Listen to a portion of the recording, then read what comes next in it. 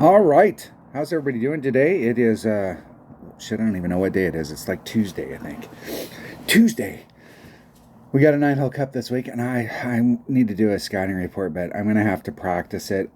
Part of the deal is when I look at these holes, and what's funny is that this wasn't even in my news feed yesterday, and today it's in there. These Phantom Mansion holes, I need to go out there and play them. There's some of them that I remember, but and I'm not sure. This seems like it's probably another course, and they rebranded as Phantom Mansion. I'm gonna have to go play it. I know I've played these holes before, but I was looking at them, and I don't know if it's the color or I'm gonna have to get out there. And as soon as I get out there, I go, oh yeah. There's like 16 different ways you can play this hole, but I'm gonna have to wait until the practice round opens. I went and looked. I went and watched previous video, and I am starting to put together a little sheet, but I just wanted to go. I'm fucking irritated. This game, I'm telling you, man. No, and this isn't the game's fault. But we played that tournament the other day, and on the front 9, I had 6 shots that I was in minimum, short iron, or wedge. I hit all 6 of them great. And when you're at that distance, if you hit it great and you made a pull, here's the cup, you're going to be right here. So I got done with the front, and I went to the back, and then I had one of the little ringers. It went around the cup 4 times, and then popped out. And then I did the same thing. I'm just like, fuck, I couldn't hit perfect. Nothing wanted to go in the fucking hole. I couldn't hit perfect. That was part of the deal. But the one that lit me up was the one where the anti-gravity ball, where it's spinning around the cup. That's not physically possible. Not when you have a cup. Okay, the ball's riding around the rim here. That means that if it's riding around the rim and it's going around like this, it's in the hole. Gravity's going to take effect, and it's going to fall in. It's not going to build up speed as it does the deal and then pop out of the hole. That's what's called a funnel. I have no idea why and you know what's really fucked up about it is somebody at Playdemic came up with that whole graphic, and they went, wow, that's awesome, and they got a little gold star above their name because they're the ones that came out with the spin the hole, pop out of the hole graphic, and that's like that's not possible. It's not. So fuck it, I'm just gonna go play some Tour 9 and forget about it for a second. Hey, I did want to go. Hey, KB shot a 29, and I saw that was in my 77 bracket. I think 29s were at the top, and I think I shot like a 25. I picked some stuff up, but I left so many out there right here. It's not even funny. Anthony got a 25. Yeah. There's just that's the whole deal when you're playing these tournaments. And that's why if you're playing tournaments, especially if you've been playing tournaments for a long time, you get the whole deal, but you got 100 people in your bracket. And let's say, for instance, we'll use this week as an example. We got 29s at the top, and it seemed like it was probably like 23s in the middle. There was some people that were, and part of this is that even though there was an opportunity to pick up shots on every 7 out of the 9 holes, there was an opportunity to have to take a lot of really bad putts and be at a lot of really bad angles. And I mean, I missed some putts this week, and there's an opportunity to really screw yourself up. So 23 being here. So we're talking about a 6-point spread between being in 50th place and being first. And what can you do? Now, the first thing you want to do if you haven't been playing tournaments for a long time is you want to look at these 6 shots, and you want to establish, well, first of all, we shot a 23, so that means we dropped 1 off of minimum score. So anything that's in this 6 that's keeping you from minimum score, you got to fix that like right off the bat. I mean, we have to shoot minimum score. Every one of those shots takes you from 50th at 23rd to like 28th at 24, or 39th at 24. So one shot is huge, and never dropping anything off of minimum score is absolutely paramount, because we're trying to pick shots up, and it doesn't. I mean, it's so bad when you're picking shots up, but you're dropping shots on other holes. You've got to play that minimum score in order to get those up. But I feel you, Anthony. You know, going from a 25 to a 27, shit. You know, that's the difference between being at the mid and being at the top is just a few drops, getting a few extra perfects. Hey Barry, on my minimum thorn, you're right. I looked down at my sheet, and the way that it was written on my sheet, it was actually a 3. I said 2.7, but my sheet actually said 3.7, and it's 3.6, and I fixed it so that it clearly states what it was on there. Was it had this, and this was real light, and so it kind of looked like it was a 2. So when I said it, I said 2.7, but it actually said 3.7. Thanks for all the tournament content. Shot a -30. Good job, GB. Good job. Yeah, and those scores were out there. I mean, I know there was stuff out there that could eat your lunch, but man, there were so many great opportunities on that whole course.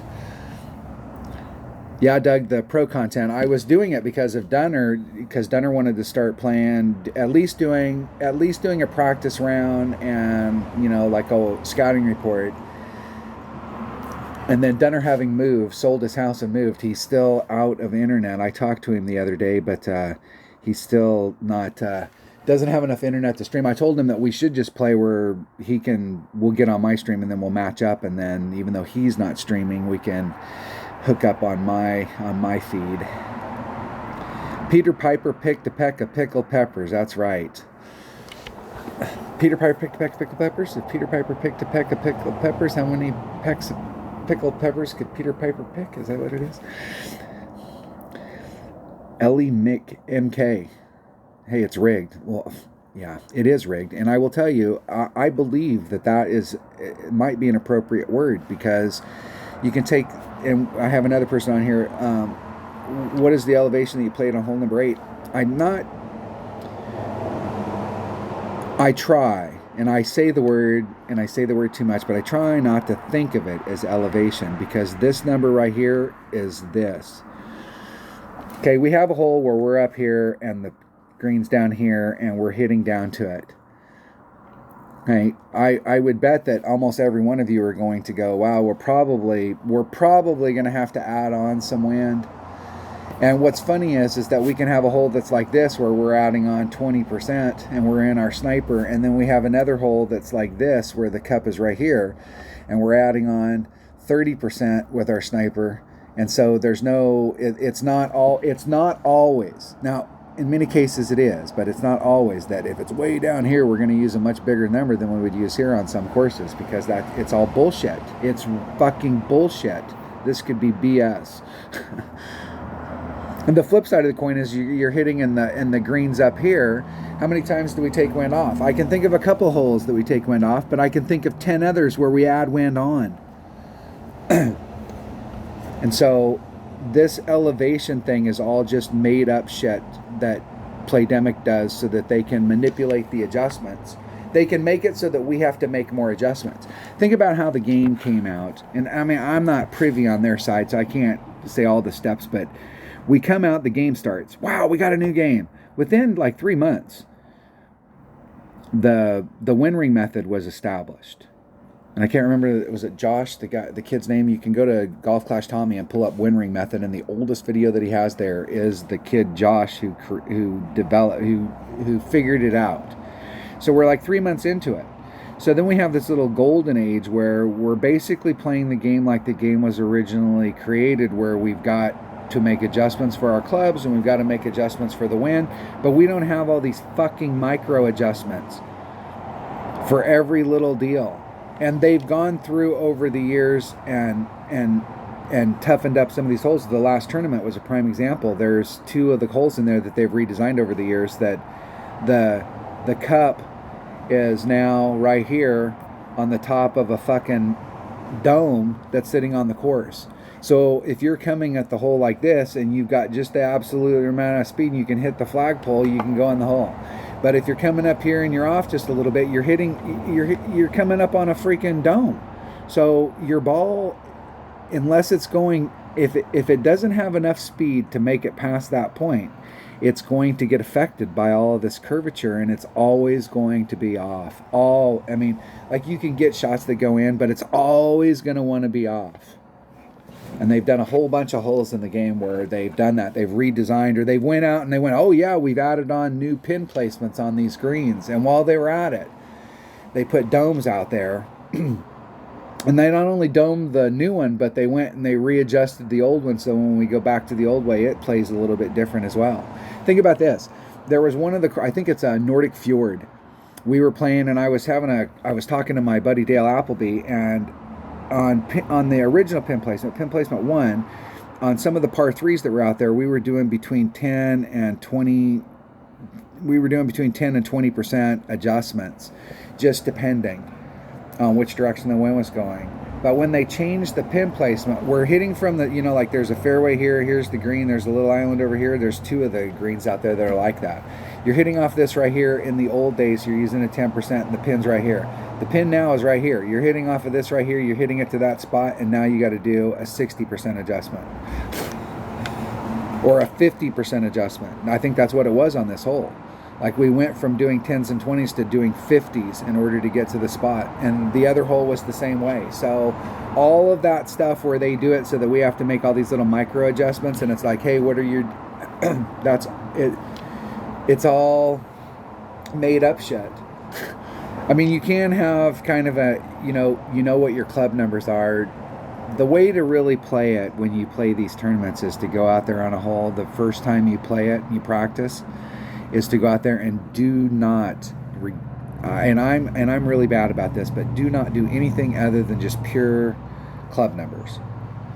So if your club says that it's 1 per ring and you're at max, then you do 1 per ring, and then you see where it's at. Obviously, this works really good if you can hit perfect all the time, because then you can see where it's at, and then you can start guiding your adjustments based off of what you're seeing out on the field, instead of coming into it and going, well, like, sometimes you may know, hey, we do it 10% here, and that'll get me, I may have to make an adjustment off the 10, but that should get me in the range. But all of that stuff is all just bullshit, made up stuff that they've developed in order to make the game tougher.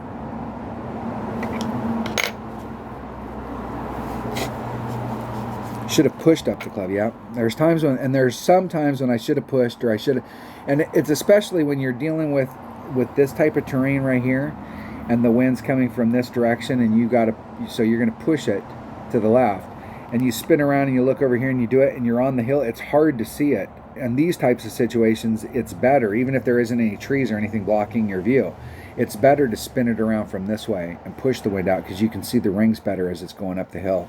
There's some spots, and it's easier, it's obviously easier if you have a grid. So if you have a grid, having a grid on is definitely going to make that that easier to do, because you can zoom farther back and give yourself more room so that you can get that done. Yep, Golf Clash is rigged. There's stuff like that about Golf Clash that's just fucking... This game can be so much fun, but they do have some little deals in there that are like, like the spinning around of the ball and the ball not popping in the hole once it's done its gravity well thing and it's done 27 orbits.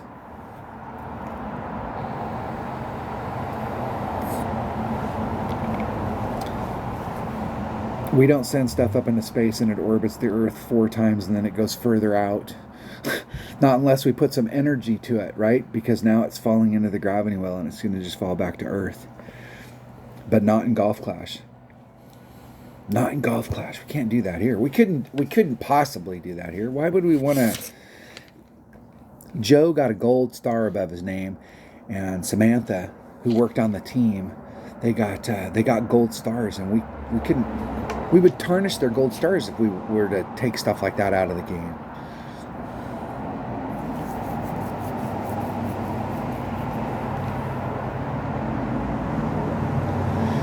So, being a big D&D fan, there's a lot of shit going on in the D&D community with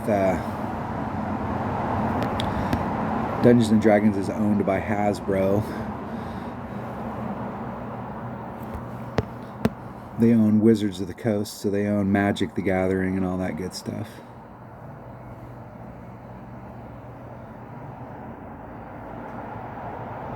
Let's see if I can get this halfway straight. Okay, there's 9, there's 10.5, there's 10.8. That's just a straight up adjustment.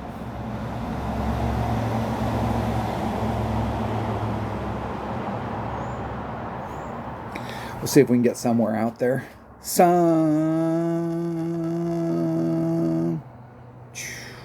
Yeah, it's gonna end up in the rough. Should have put all the topspin on. I thought I was gonna get a little bit more out of it than that. So anyways, the D&D thing, it's a whole big, they've had a bunch of shit where they've pissed off a whole bunch of people in their community, and it's not a good thing, but that's a whole shit. That's 70 videos. You can look it up on YouTube. The OGL scandal. They tried to screw everybody over.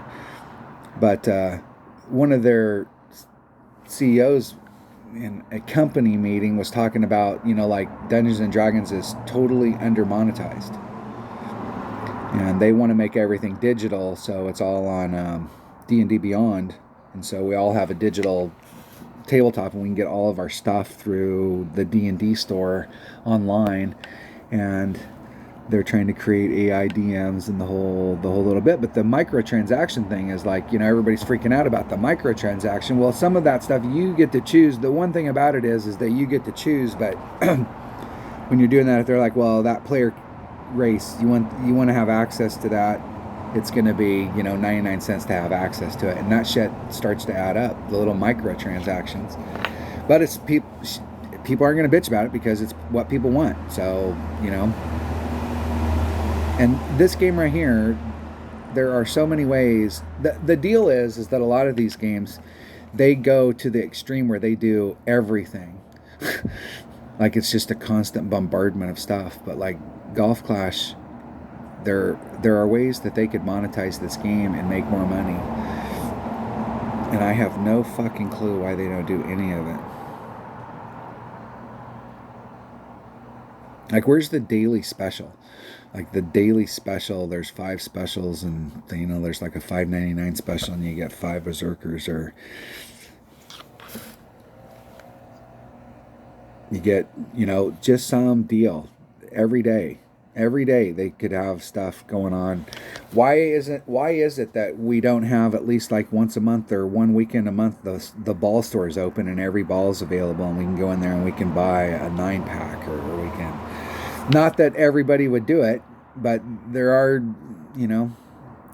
we see a tournament coming up, and we know that we're going to need that particular ball, and the ball store is open, so we buy some of that ball, holding it for that tournament this week.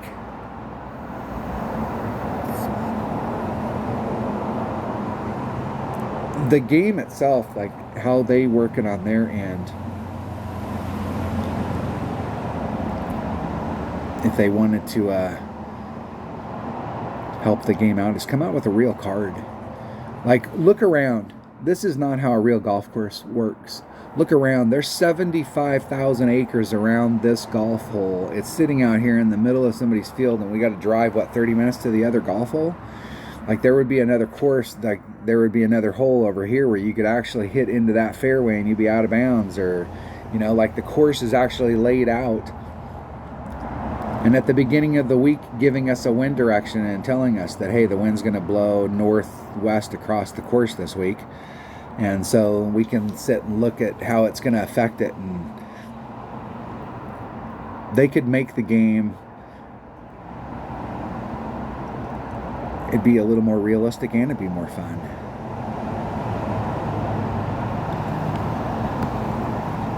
You could plan out your stuff. Have never been able to figure out times 6 divided by, I have no freaking clue. What is it? Cat. Yeah, it's 2.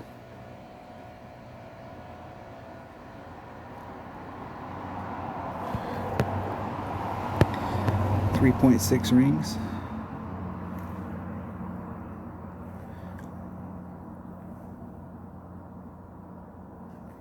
Ain't they perfect? They could make the game more fun and at the same time make more money. I mean, isn't that the whole deal on their side?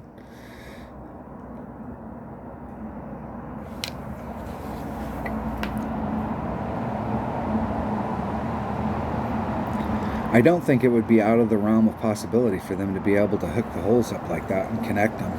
Some of these city park ones, or some of these ones where we're doing the long trail and it's just one hole after the next and it's a big long circle and there's some big park in the middle. They could do all kinds of stuff. It doesn't have to be like the real world where it's just where they try and fit it into the acreage that's on here. They can buy as much digital land as they want. But wouldn't it be nice to have a whole course that's out there and they tell us, like, here's the course layout and the wind this week. The wind in the opening round is going to be running like this, and the weather activity is that the weather's going to be pretty stable this weekend, but we are looking on Sunday like the wind's going to go like this, and so it's going to change direction. And we can look at the course and we can see that from the clubhouse down here, hole number 1 is over here, and then hole number 2 is like this, and hole number 3 is like this, and we can look at the wind to see how the wind's going to affect some of these holes. There may be a hole over here that's like, man, if you had tailwind on this hole, you could really get down there, but fuck, we're going to be looking at headwind all week, and on the weekend round, we're going to be looking at side wind. And so we could kind of like plan, and it would involve the community more, and they could do more, and there's just all kinds of stuff they could do to not change the game, but freshen the game up and make it a little, add a little bit more onto it. We have the same exact shit, and the one thing that they've been getting gold stars above their name for, instead of like making changes like that, is making changes so that we can spin around the cup 16 times and then bounce out.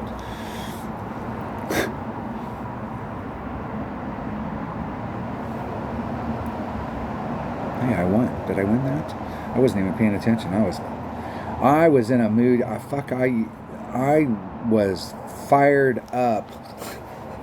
I shot some video yesterday, but I had the spinning the whole thing.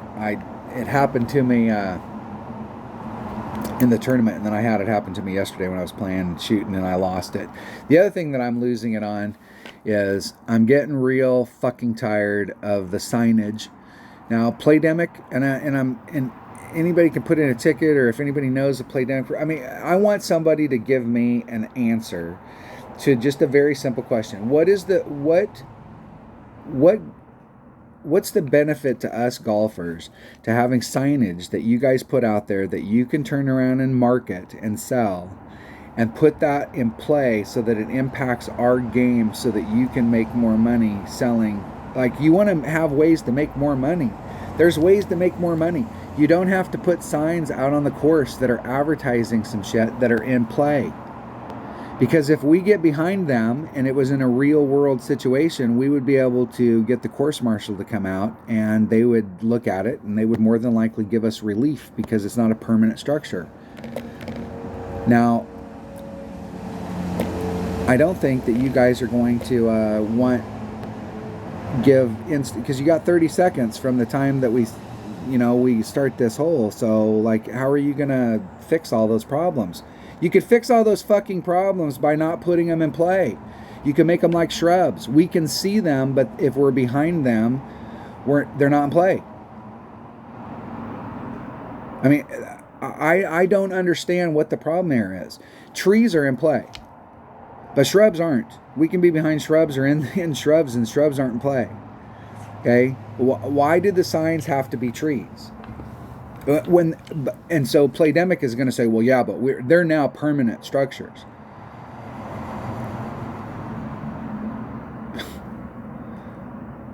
Because we're going to... I just do not get that. Like, what's...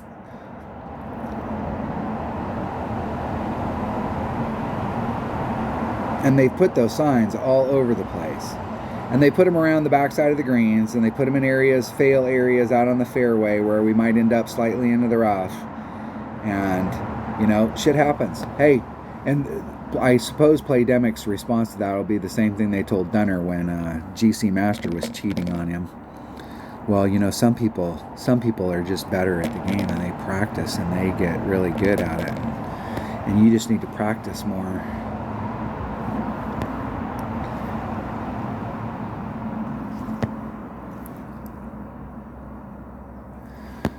.74.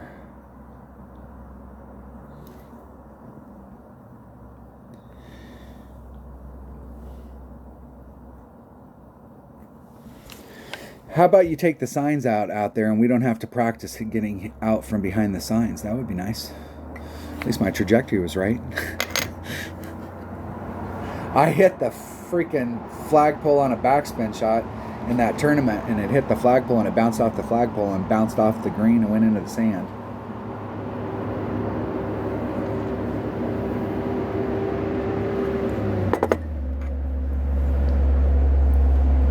All right.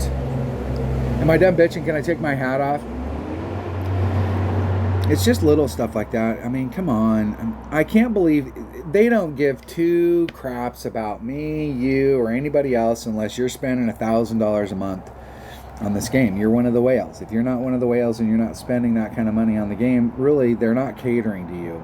It's like, hey, the game's out there and we need cannon fodder for the guys that are spending $1,000 a month. So thanks for playing. Keep playing and help out our big players by being cannon fodder for them. And that's pretty much how it feels. But it would seem like the cannon fodder people as well would kind of like it, because they'd be able to plan out their deal better and be able to look at the wind, and it add a little more, one more layer of immersion into the game.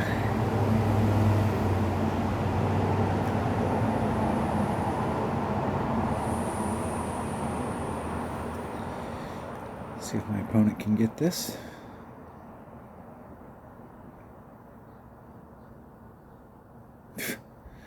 They're all fucked up.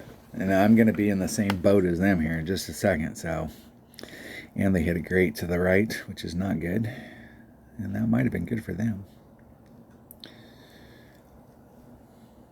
Oh, dude, shit. As hard as it was for you to get up there with the way the wind's blowing today, like, what makes you think?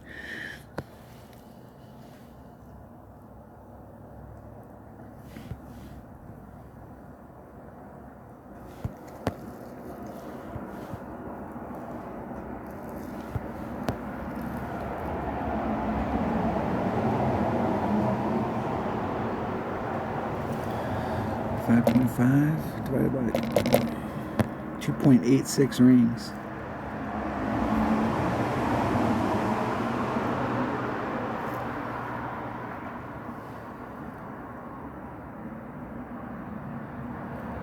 Hitting it perfect? Got no idea. It felt like it was going to run fast. And if that's the case, whew, I think I lost, but at least it stayed up. At least it stayed up. Oh, I did win. Look at that. Shit. Blind squirrel finds a nut. And I got a gold chest out of the deal. What a deal. What a deal.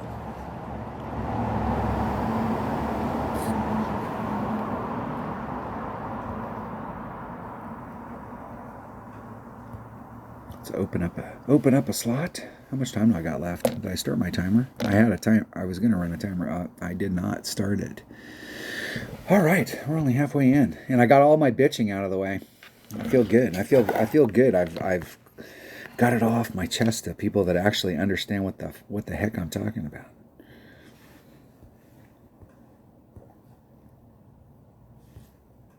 Here we. I keep flirting. I guess that the last thing I will talk about is how hard can it be to put in the last 100 for our statistics to let us know where we're at in the last 100 versus where we were at in the last 10,000 games that we played. You can do that really easy too, because you keep all those statistics. Once again, I'm not asking you to do anything where you got to develop some whole new system. It's all pretty right there. 5. If I down 10, that's 6. 4 rings is 6.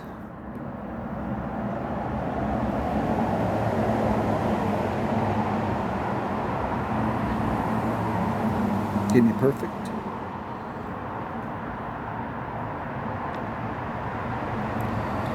Floating it out there.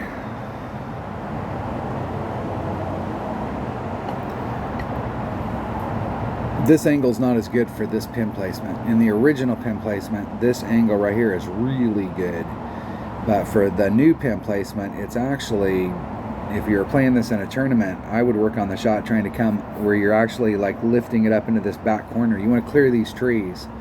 And there's an island that you can bounce off. You can do the bounce off the island. There is a rough bump, but it is super dangerous. The best way to go from that direction is to get bounce 1 on the island and then bounce 2 on the green, rolling at it. But there's a pretty good angle from over there. It's not bad from over here, but it's on the side of a hill and it works a little better from the other angle.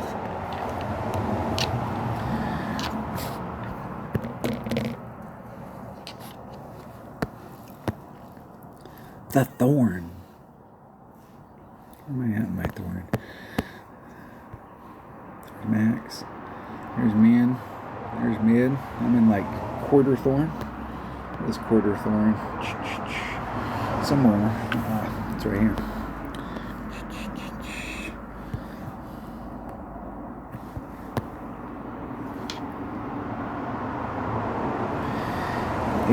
.4 divided by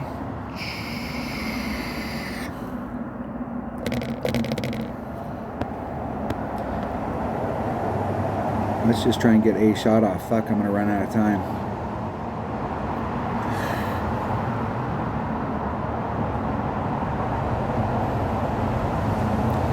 That was the wrong angle.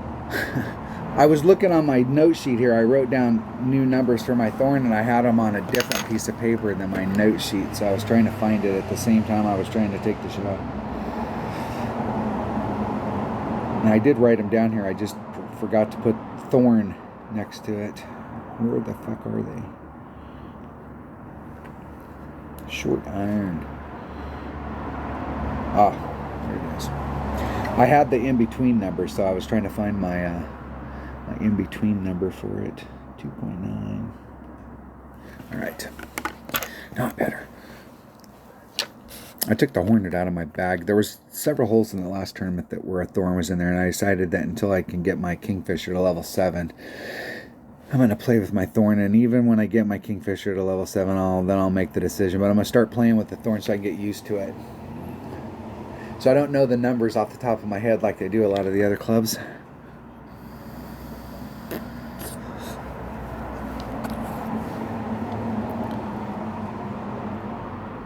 All right. Let's check my opponent out. I can't do shit while we're doing this.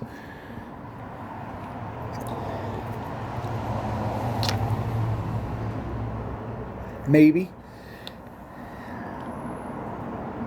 Waiting for them to rejoin.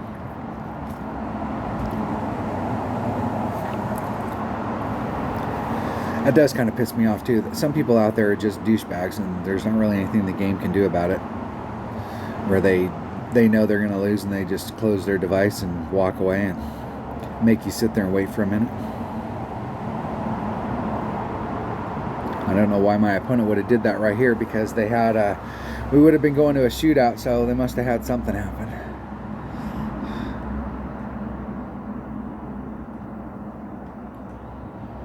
Or they just got intimidated and were like, fuck, I don't want to do that, man. Shit. I'll take it. Anytime you can get an easy win, you might as well take it.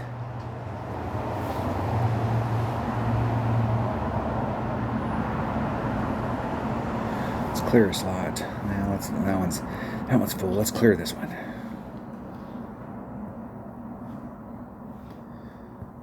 I got everything I was looking for in that chest. Everything. Farmer. Don't ever let anybody, and if you don't like the fact that, you know, like I tell people, you're playing this game, you're a farmer, you got to think, you got to be strategic. Never play without an empty slot. Always opening, always cycling chests. Getting on a couple times a day so that you can open up your free chests. All right.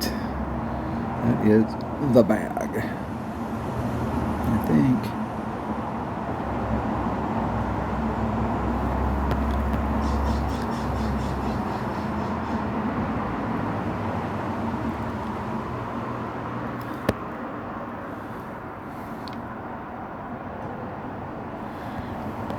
8.2, 1.2 times 8.2 divided by 1.5. 6.56 rings. There's 656.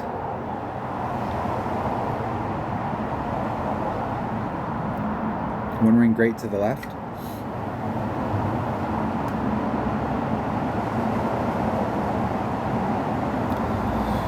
And that, a one ring great to the right might have started impacting the shot, but on the left I've got probably, I have obviously a one good solid ring, but I probably have two solid rings on the left and like one, maybe one on the right.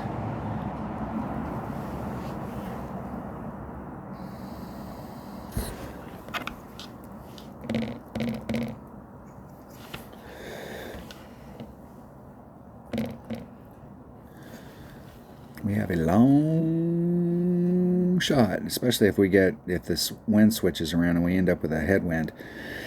It's usually headwind on the drive and tailwind on the second shot. So if we get, with where we're at right here, it's very likely it could be a headwind here. That will make it a little more difficult. That's not bad. That's not bad.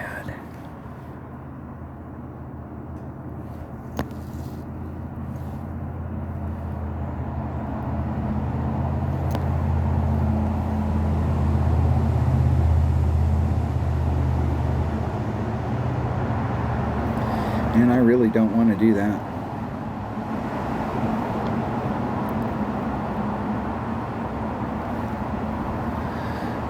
Eight divided by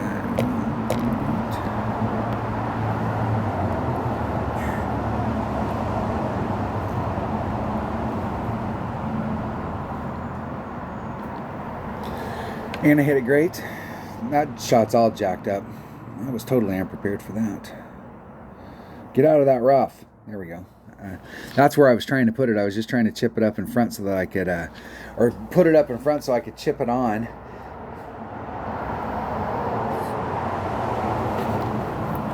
I should have tried coming at it from this side right here. I would have had a better lane than trying to get through this stuff.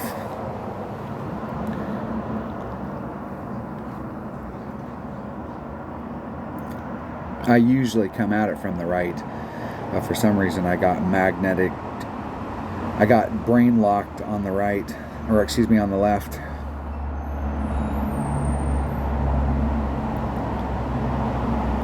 Boom, in the sand. All right.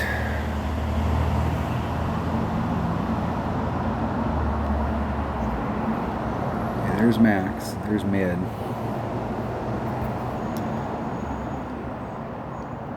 I'm a little closer than mid.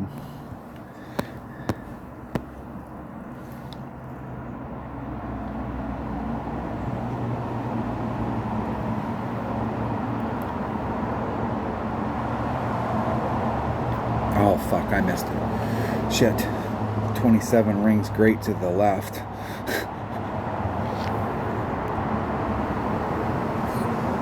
Let my opponent back in it. That was a really bad second shot. I can't blame myself for that right there. I could have been on, or at least right over in this area right here, and had a very short chip. I have nobody to blame but myself on that. I let my opponent back in the door. I opened it.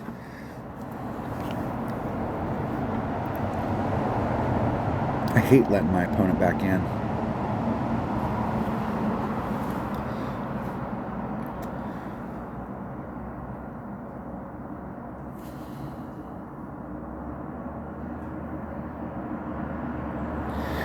In the hole. Alright.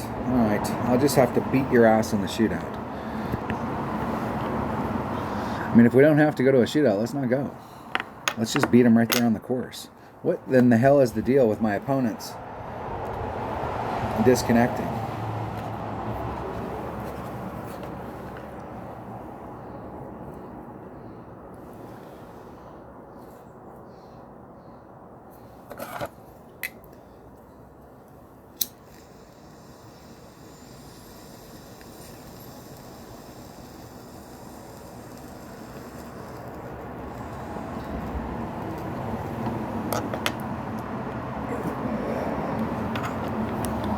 Now, doesn't this seem kind of strange?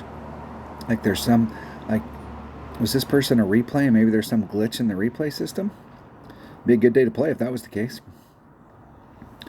When the game originally came out, this is another thing that's been manipulated by the game, is think about, I'm not sure how it would work, but let's just think about how it works. We get replays. When the game first came out, you kind of wanted to get a replay, and you got replays all the time, especially if you were playing higher up, because there wasn't as many people playing the game, so you were more apt to get a replay. And so the replays, were typically within like 6 yards of the cup. Well, shit. I mean, if you're a real player, getting within 6 yards of the cup is, I'm not saying easy, but, it's definitely doable. So you're going to win a higher percentage of your shootouts when your replay is shooting 6 yards. Well, the way the game measures it, like 97 feet. But now, when we play replays, fuck, man, the replays are like, number one, always play minimum score. So every time you get out there on the course and you're playing against a live opponent, I mean, personally, I feel like when I'm playing a live opponent, like we should be in that 75% deal. Like, and sometimes it's the flip. My opponents kick my ass 75% of the time, but shit happens. Like, you'll make a mistake or you'll end up in the rough. When you're playing a replay, they always play minimum score. They always, if the minimum score here, or if the golf clash par, or however you want to talk about it, is eagle, they get an eagle every fucking time. And so statistically, if you look at how many people play the game, like how many people, like, on this particular hole, is it like, 70% of the people are in the clear and 30% of the people in the rough? We never get the 30% that are in the rough when we're getting replays. We are always in the 70, and we're always in the 70 when they play in the shootout, where they're within like, 2 or 3 yards. And so every time we play a shootout, we're playing a pretty good opponent.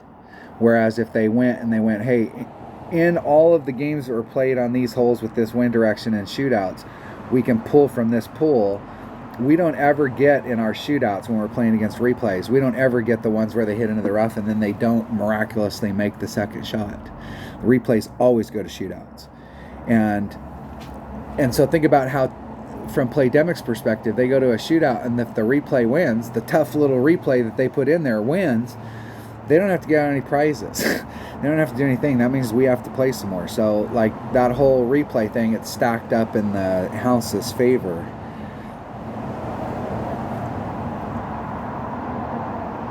We should be getting replays of just an average round that was played out there, not an average round that's always at the top.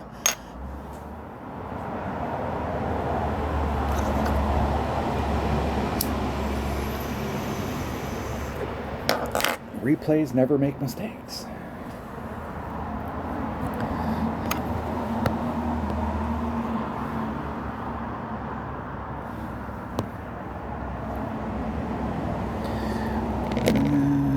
Times 1.5. Do 8 rings. I added on 10%. There's 6, 7, 8, 1.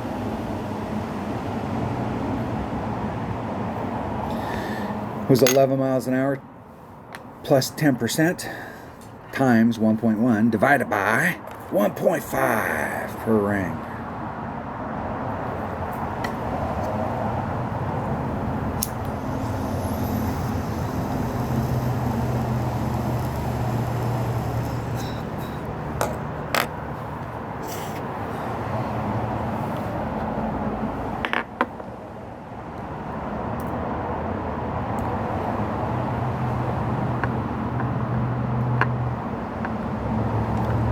Guess while we're talking about things that piss me off about Golf Clash, why is it in the tournament we're playing with a 7-8 headwind right now, and the next shot's going to be a fucking 9 mile an hour or a tailwind, and the next shot's going to be a 9 mile an hour headwind?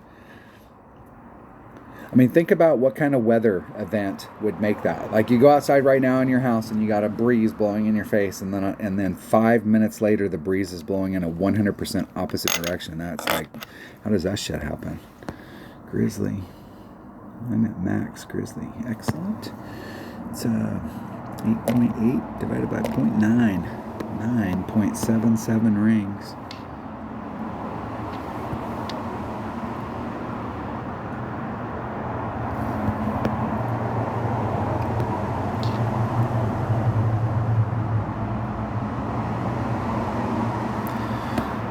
.77 rings.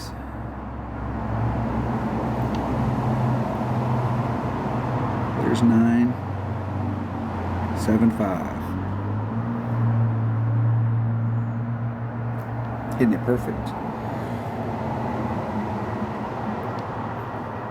Hit on the fringe. Did I overpull that? Overpulled it a little, and I didn't take. I just did. It was 8.8 divided by 0.9. I didn't. It was uphill, and like we were talking about earlier, we should be taking a little bit of wind off. And on that one, you may take a little bit of wind off. It looked like I did overpull it. Did I overpull it? The way the wind's blowing? Maybe. No, I think I underpulled it. If I ended up on the right-hand side, I underpulled it. And I did end up on the right-hand side, so I guess I did underpull it.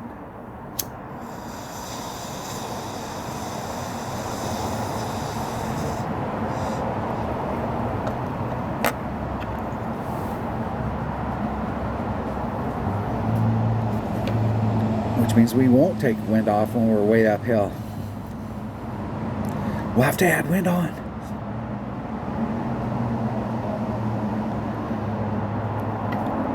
And it came out of that rough fast.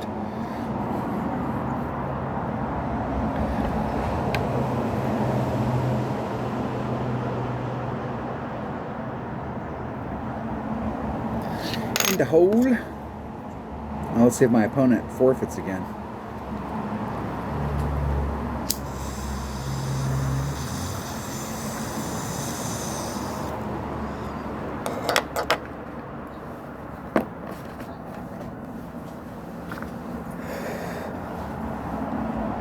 Maybe this is a real person. That is kind of weird that that happened twice in a row.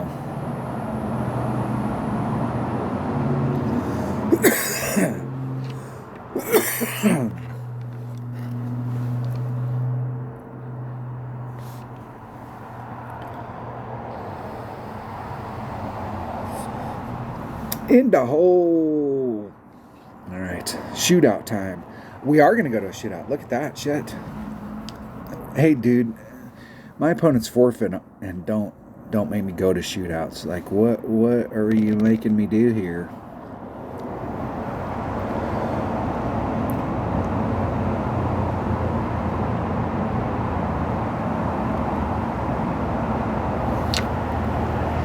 And I'm at mid club, and I'm at mid cataclysm, which is 2.1 per ring.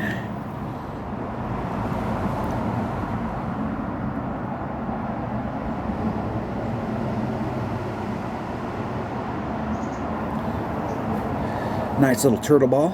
And that ball looks cool. Looks cool.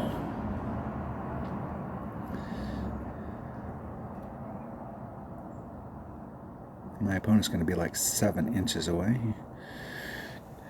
Gave me a shot. Times the wind. 7.6 divided by 2.1. All right, 4.7 rings. Looks like all the backspin.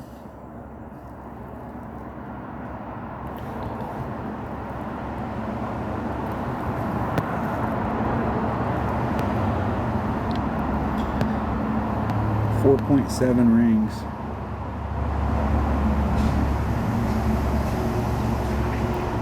There's 4, 5, 6, 7. Isn't it perfect? We'll see if it doesn't get all the way up the hill, it'll roll back down. They got me. They got me. Good game. Good game. All right, 2 out of 3 ain't bad, but I liked it better when they just forfeited. Come on, dude. You're not gonna give me a chance to get my money back?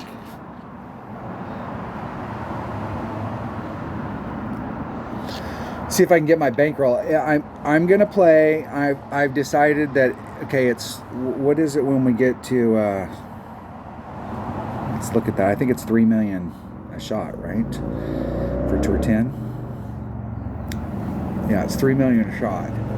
So right now I have 10, 11 games. I'm gonna get to 65, and then my limit once I go up, if I get in a losing streak, I'm only gonna play down to where I'm at right here, and then it's never good to have to go. It's never good to have to go down to try and work your bankroll back up again. You don't want to lose your bankroll.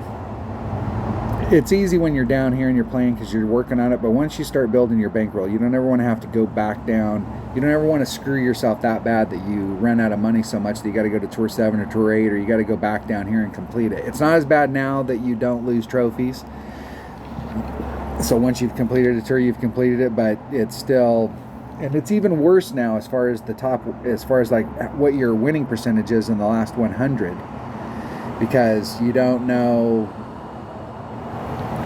You can't keep track of your trophy count to see like where you have to look at your bankroll.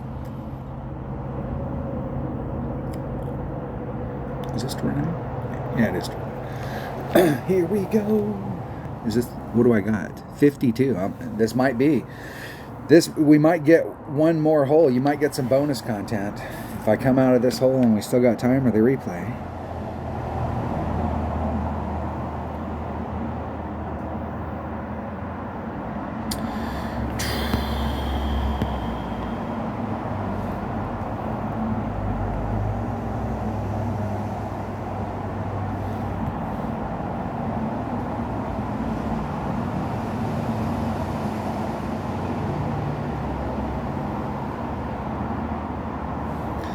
And I want to suck around that corner. 5.7. If I put on 10%, that'd be like 6.3. And there's 6.3. And I need to hit this perfect. Hitting it perfect. And it's so easy to get tucked up behind that tree and not have the angle to right here. If you get up over in here, you can't get to it. I got behind that tree we played this hole in a tournament here not too long ago, and I got behind it and I couldn't get towards the green, and there is a spot over here that I was able to hit between these trees and hit to this spot and then chip it up and recover.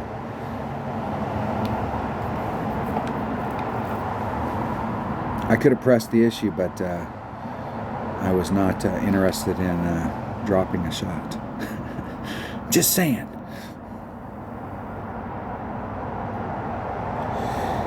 This area over here is like definitely one shot at a time, because this drive is like super tough. If the wind was blowing tailwind, it's actually better to go the other way and use the wind. Like that dog will hunt right there. They're going to be a little bit far away with the 1 power ball. I'm going to be a little bit far away with a 2 power ball. And a fucking headwind. Like shit, I don't know that I can get past that headwind.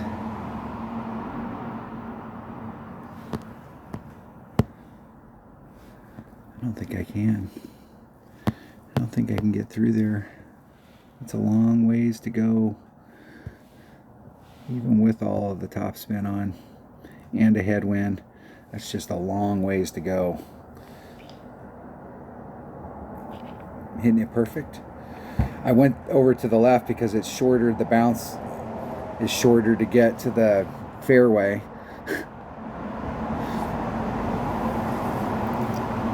Of course, I put the tree in my way.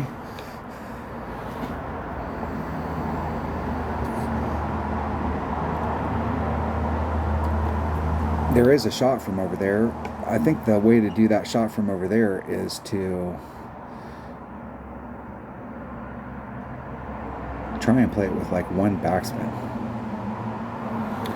What happens when the backspin doesn't take effect until the ball touches the ground the first time, and when you're doing, if you're putting on, like in this situation, you're putting on right hand spin, right hand curl, everything's going to the right. The second that that ball touches the ground and all of that shit, because side spin doesn't take effect until it hits the ground either, that side spin take effect and that backspin take effect, and it jerks the ball to the right. But if you put topspin on, what happens is it tends to tail out exactly like that. Whereas if you put on like one backspin, not only would it have stopped in the fairway, but it would have got you farther around the corner.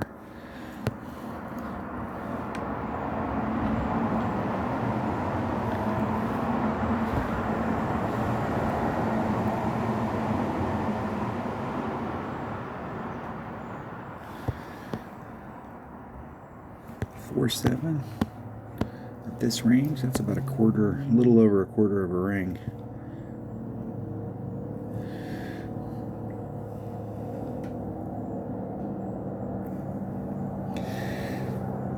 Just give myself a look. Hey, it could have went in. I had the right distance. My speed would have been good if I would have had the right trajectory, but I at least gave myself a look at it.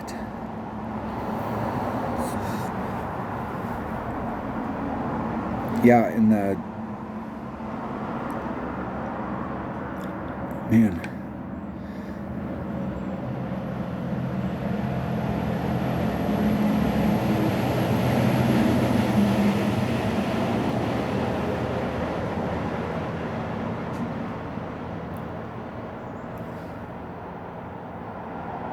See how many rings they moved it. 1.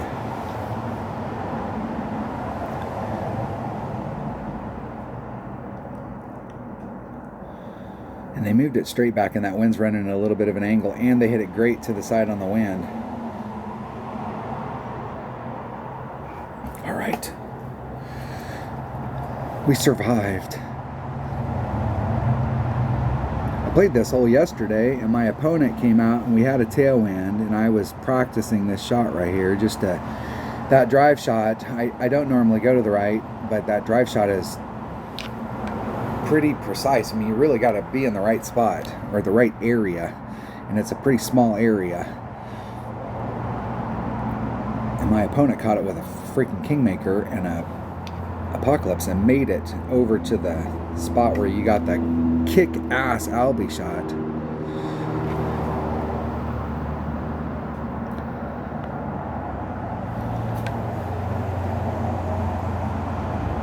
They had a really good look at it. They didn't make it, but they were close. I had no shot at it at all. 2 times.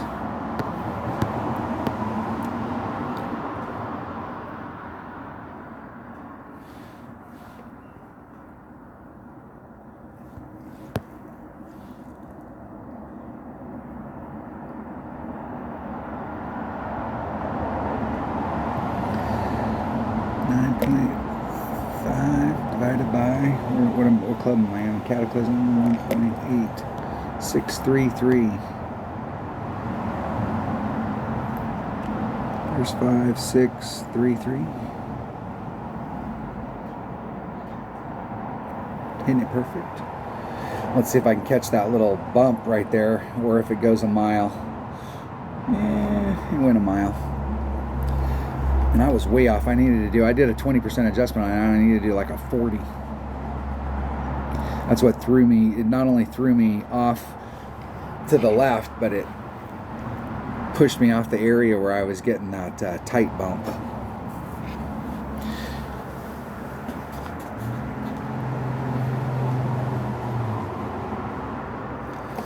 Got to remember how to play these holes.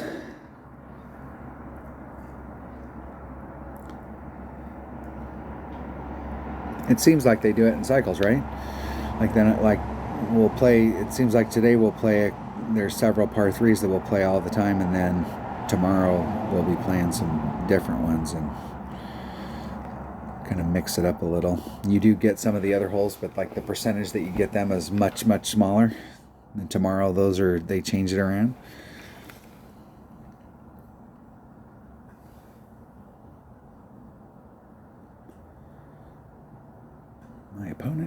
will beat me. Nice shot. Good game, my man. Good game. Let's see if they'll replay. I gave him some props. Hey, let's play again. Come on, man. Come on. Let's play again. I'm hip. You got my money, you pussy.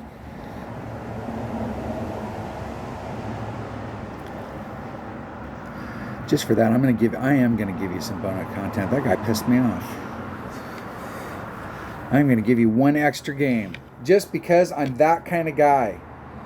I don't just give you content, I give you bonus content. That's right.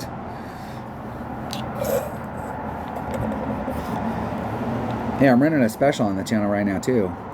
If you subscribe today, it's free.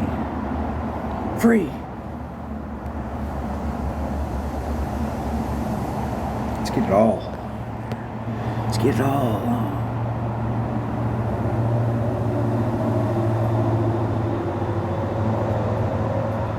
The plus 0. 10.7. 1.2 times 10.7 divided by 1.5. About 8.5 rings. There's 5, 6, 7, 8.5. I'm going to put a quarter of it back on. Hitting it great on the outside. Not put another quarter of it back on.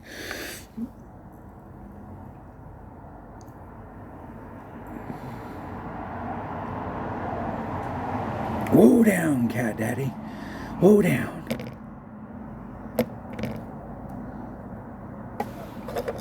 There is a rough bump I think we can do from here, depending on which way the wind's blowing. Why did my grid turn off?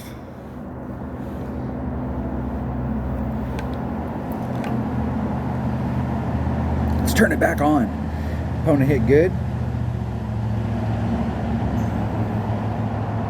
And that looks like it will be perfect but long.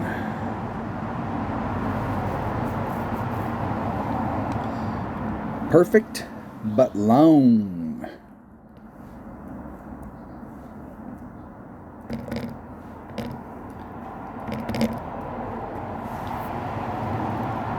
There is a rough bump that you can do from here. I really don't. Let's see if I can get enough backspin to get up to it.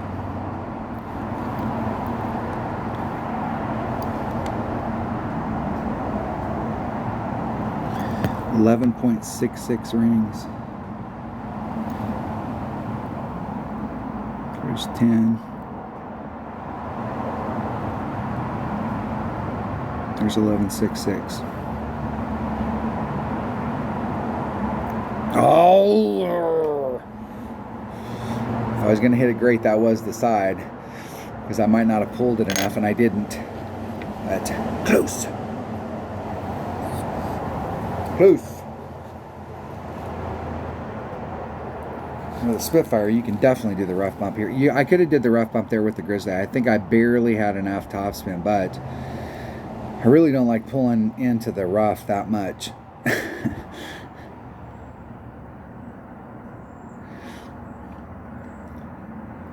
Because if you pull a little too far into it, it'll hit fat, and then it'll just die in the rough.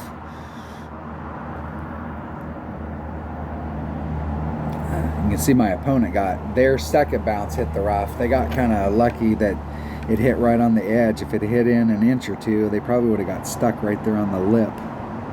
Close.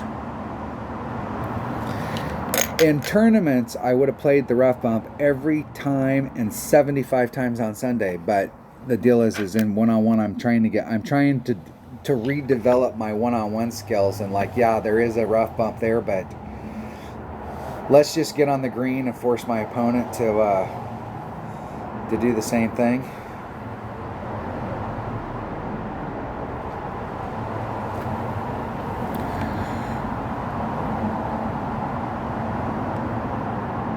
Which they did. And we are off to the shootout. Let's see if I can get these. Let's see if I can win one of these. I think I won the two that they forfeited, and I think I've lost the last two.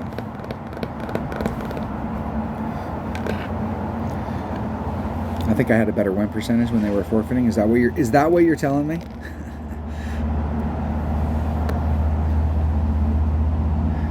Cataclysm. There's min. There's max. There's mid. I'm eking mid. It's 5.3 divided by 2.1. 3.15 rings. Let's give myself a little room.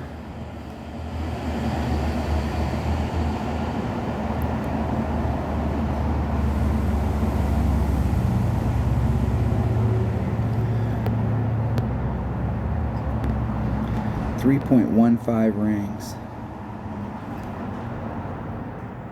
315.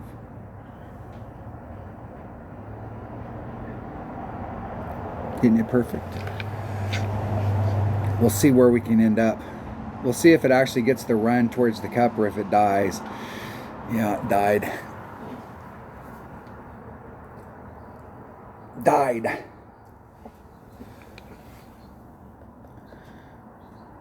I need to get in a little bit, what I need to do is get in a little bit tighter spot up into this area.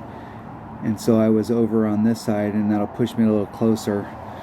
And so my second bounce will be coming up here instead of in that bowl. It'll get me up on the flat where the green's at. I think that's how I was playing it before. I was playing with a 3.5 backspin before, so I think I had my spins right. I just picked the wrong spot. Good enough to win this one, though. Good enough to win this one. See, we ended on a winning streak. Look at that. Look at that. Let's see if they'll. Hey, let's play again. Come on. Let's go. Come on. Come on. Come on. Let's give the. Come on, Jesse. Yeah, I almost gave you bonus content there. Hey, thanks for watching. Thanks for being a subscriber. If you're not, like I said, it's free right now. You can subscribe for free. You can hit the bell, leave a comment, do all that good stuff. It's all free today, just for you, just for my listeners. And if you're not listening, it's not free. But for those of you that are listening, it's free right now. Right now, you better take advantage of it. That's not going to be around forever. Have a good day. And I will try and shoot. I'm gonna call Dunner and see if we can get out and play. Maybe we can do some practice out there and go practice. I don't have any practice because I have to buy something, but I'm willing to do it. Thanks for watching, and I will see you on the next one.